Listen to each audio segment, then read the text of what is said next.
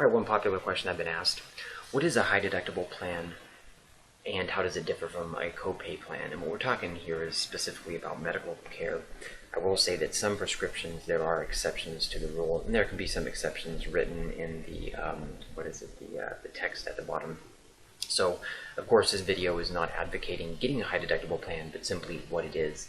In the past, high deductible plans were excellent for young people. In fact, one of the things about Obamacare that I cannot stand, that I absolutely detest, is the fact that high deductible plans, they are really bad now.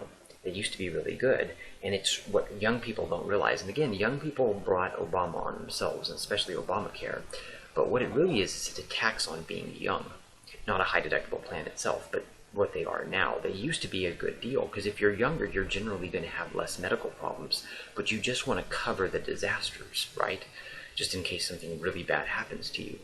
And so it was a way in which you could pay a lower premium, and, you know, for, let's say, 15 to 20, hopefully 20 years, you have 20 years of really good health, and so you get to build up your wealth by not paying so much for your health care plan. Well, now if you see them, they're a terrible deal. And so young people are really getting hurt. And a lot of my friends, in fact, my friends who voted for Obama or pro-Obamacare, have had to close their businesses because it's not affordable. And it's ironic because they've gotten it back on their own head. And remember, I'm apolitical. I can't stand either political party, so I hate them both. But it used to be a good deal. So high deductible plan in this example, I'm going to use one, is it's a $1,000 deductible. Good luck. And a $1,000 maximum out of pocket. Okay. And then we are going to compare it with an 80-20 copay plan, which means the insurance pays 80%, you pay 20%, with a maximum out of pocket of $5,000. And both of these actually are pretty good plans. I would say about 7 years ago, I had a high deductible plan. I want to say it was $800 was the deductible. And it was funny too, because my parents were like, "What? That's incredibly high." Now they're $6,000. Anyway, in scenario one, we have $20,000 in medical expenses. With our high deductible plan, we would pay $1,000, right? And our insurance would pay $19,000. With the copay plan, we would pay $4,000, and our insurance would pay $16,000. You can see, by the way, why this is a good example of why young people can really build wealth here, right? Because you look at the maximum, and all you got to do is save that for the year. And then if some disaster occurs, that's what you owe. But you don't have to worry about anything else. And the monthly premium for my high deductible plan, when it was like $800, I think, the plan costs, I think, $20 to $30 a month. I mean, it's a very affordable plan to have. And now healthcare plans are hundreds of dollars. It doesn't matter what you choose. It's again, it's a tax on the young. That's what they're doing. They're taxing young people, stealing money from young to give it to the older.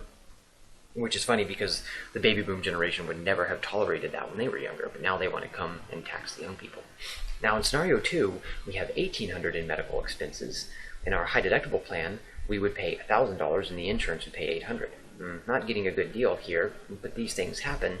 The copay plan, we would only pay $360 and our insurance would pay $1,440.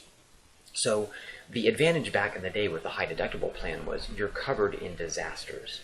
And so really what I did was I would just, save that money that was the deductible for the year as early as possible in the year. And that way I wouldn't have to worry about what happened throughout the year, right? Because even if the worst scenario happened, let's say even if it was $100,000, I would only pay $1,000. That's the max. Whereas in this, you do need to save up to the maximum out of pocket.